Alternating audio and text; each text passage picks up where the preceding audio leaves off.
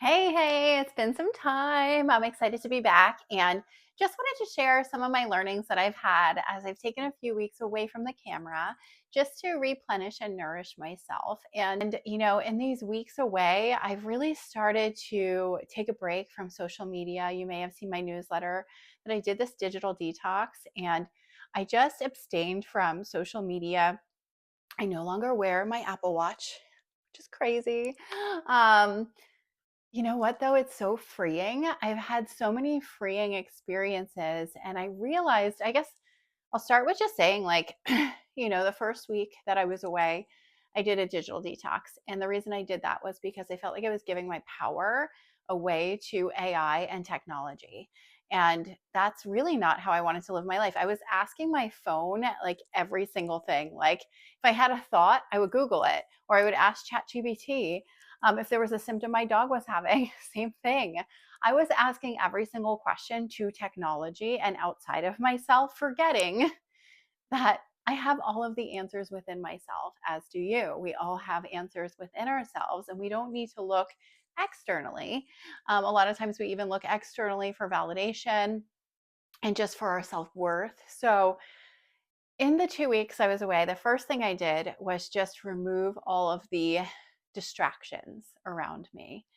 And that was eye opening because we get so busy living that we forget to take account of how we're living. And that's what this journey taught me. And it was really, really powerful. So I'll share some of the learnings that I had from that as we kind of dive into this week's video. So the first thing that I learned was that in tracking my calories, that was the first thing. So I was using this app to track my calories. I was using ChatGPT to give me my diet and exercise details. In doing that, I was living incongruently with my own self. And some of the ways I realized that was that I was consuming protein shakes and like large amounts of animal protein, which I used to be a vegetarian for 7 years. I am no longer. I am a fan of steak and chicken and all the things, but it just felt really incongruent because even when I get salad, sometimes I like to get tofu. So I wasn't living congruently there. And I was trying to get to 100 grams of protein every day per ChatGPT, per technology. And some days I was like really tired and it was supposed to be giving me like high energy. And I just realized, you know what? My body might be different than the average person at my age going through things I'm going through.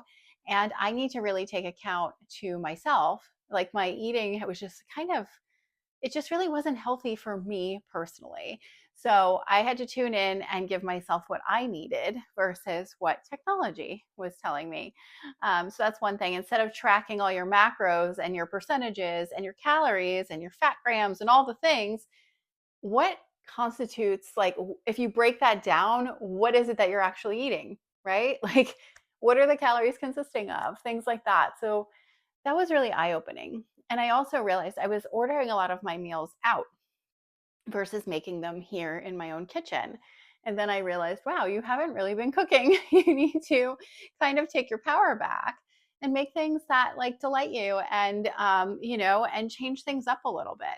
So, in removing all the distractions of technology and social media, and even when I was feeling a certain way, it's like, oh, let me go and scroll for an hour on TikTok or whatever it is, or it was just endless, and it's exhausting to always be on social media and having my wrist like buzz all the time for every email, for every text message I got telling me to close my rings for the day. Like it was too much. And I've taken breaks before, but this time just felt different. Like it was like an absolute, like I was ready to be done with it. And I'm really happy I did that because in doing so and not having those coping mechanisms to be able to doom scroll or to go to ChatGPT or these things, I sat alone and I really got to experience my life and see things in reality for what they are instead of misconstruing them because I'm distracting myself with busyness.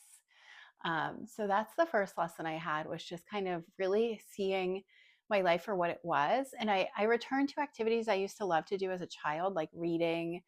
I started writing my book, which was the whole intention of why I started my YouTube channel, to be honest with you, was I'm writing a book this year and I have this great idea. I trademarked my idea, all of these things, and I got distracted. So, in the weeks away, I was able to start writing my book and I started drawing again. I've always been an artist, so that was fun for me. I went on day trips places that I hadn't been in a while and re-experienced pieces of myself that I had forgotten. So there were so many lessons within the digital detox. But then also something that this week brought to me, which was such a beautiful gift. And it's through reading a book, which I'll pin below as well, that a friend recommended. It's called Welcome Home. And this is in congruence with some other self help and improvement things I've been doing in my life. But the book talks about building a home within yourself and not outsourcing your house to other people's bodies and minds and hearts. It's a really beautiful book. So I highly recommend it. And again, I'll link it in the description. But in reading this, she talks about something about nourishment. And that's something I also learned in the digital detox is how am I really nourishing myself instead of distracting myself? And this is just something I kind of pulled the two things together from reading the book and from the digital detox is what are some ways that I nourish my mind, body, and soul? Okay, so through the digital detox, I learned that my physical nourishment was off, right? Because I was actually looking at what I was eating. And I think that's where mindfulness came in too, right? When I'm detoxing from distractions, I can see fully because I'm more present and I noticed what I was eating and what was making up those calories and things like that. And then I started realizing like how am I nourishing self-love? Like how am I receiving love every day? Right? And that was like a new exercise for me that I hadn't done before. And in doing this, I started giving myself things that were like really good for my soul. So that's where the reading came in and the writing, so therapeutic. I went to beach yoga and meditation for sound bowls. I did all of these things that felt so nourishing to me and really gave to me in this loving, beautiful way. And I also just did some like healing exercises. And that's kind of how I nourished myself during this time that I was away. And I continue, in my head, I will continue to do, right? And just really getting honest about what I need from a nourishment perspective and realizing again that everything I need is within me. I have the power within me. And now it's like, how can I nourish those things, right? Through outside practices. So that was something else that came to me. And that's a question I have for you this week is just about nourishment for yourself. When you start practicing self love, like radical self love, not just self care activities, but really start to accept yourself for who you are in this exact moment, you start detaching from goals and you start accepting the now. This was another lesson. I guess I'm just kind of going through all these lessons because this is what happens when I slow down. And that was the first video I ever did was about slowing down because in slowing down you recognize things in your life, what's needed to grow, to change, to accentuate, to eliminate. So that slowing down really did bring up all of these beautiful things for me. And for the first time in my life, I let go of goals. And you might think, oh my gosh, like, wait, that's like what I live by. Like, that's what defines me. The book challenges me to not be a role in my life, I guess is a good way to say it. And to really just be as I am and be of my own essence. And in doing that, I was able to really accept myself for the first time. Instead of seeing what's wrong with me or what needs fixing or like a lot of times in life and self growth, we're just going up, up, up. I've talked about this in a past video, and we're not stopping in the middle. We just think there's this big mountain to climb. I need to keep climbing.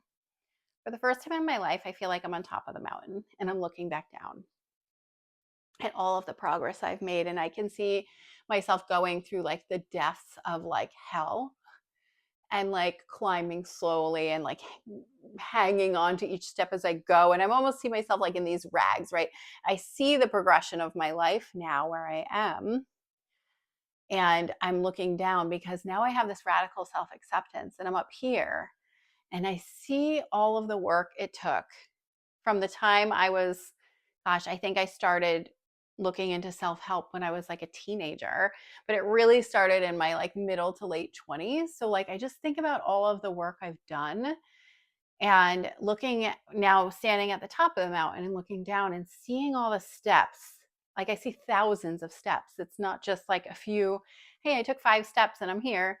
No, it was like treacherous. It was like literally climbing out of the mud, like they say in the Buddhist philosophy about the lotus growing out of the mud. And you have to go through that in order to become this beautiful blossoming flower, right? So it's a journey. And I'm looking finally at the journey and I'm saying, okay, I'm good with who I am and where I am in my life. And that's a little scary for me, to be honest, because now what do I do? Right? Like, what do I do now? Like, I'm at this beautiful place and there's no more to climb. Hmm. So that's where I am, and it's beautiful, it's humbling, and it feels so nice to finally have that inner peace and that self-love where I can just be in total acceptance of where I am and not having to strive so hard. My whole life was you have to have your full-time job, this part-time job, you need to help everyone, you need to heal the world, you need to do this, you need to blah, blah, blah, right? And for the first time, I'm okay stepping back and just simply being who I am and living each moment that way and not going above and beyond. I know now that I'm enough just right now. Like, nothing else is needed. There's no other goal to set. I can simply be myself and take joy in that fact and take joy in each moment. And another thing I did while I was away, especially the last few days, is just so much laughter. Like, I haven't heard myself laugh so much. I've been singing. I've been like singing a ton. So I don't know where this video is going. I'm just literally sharing my learnings. And also, going forward, I'm going to be writing my book more. And I know, here I typically post videos every week and I have my weekly newsletter. And you saw me not doing those things recently. And I've really been taking more time to write my book because I do think the book will be really impactful. And that's something I really want to prioritize. So I will still be on here, but maybe not as often. So I will do my best, but I also am giving myself space and grace to just kind of sit with myself right now and be away from the camera and write down all of these lessons and learnings so that eventually it can be in a book that people can pick up and read or listen to on audiobooks and produce maybe more of this content in the future. But I'll still be here, but again, not as often as I take space to simply be with myself and release the need and the goal of all the things because it's important for me right now to kind of put my focus and my energy into something that will be even more impactful than these weekly videos because I really do believe in changing lives because I've changed my own and through numerous other people that have come before me, reading their books, listening to their podcasts, watching their videos, going on yoga and spiritual retreats and just there's so many mentors around me that I've learned from, and I hope to pass on their learnings as well as some of my own that I've had in this lifetime. So, more to come. Definitely will have more content, just not sure when. And I'm curious, what have you been learning in these weeks? Summer is always a time of busyness.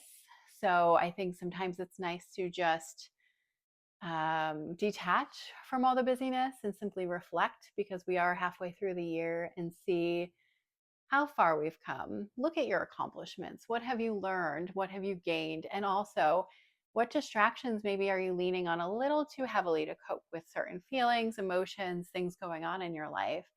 And maybe look and see if it's time to remove those distractions so that you can be more fully present, listen to your inner voice, and really live from the inside out.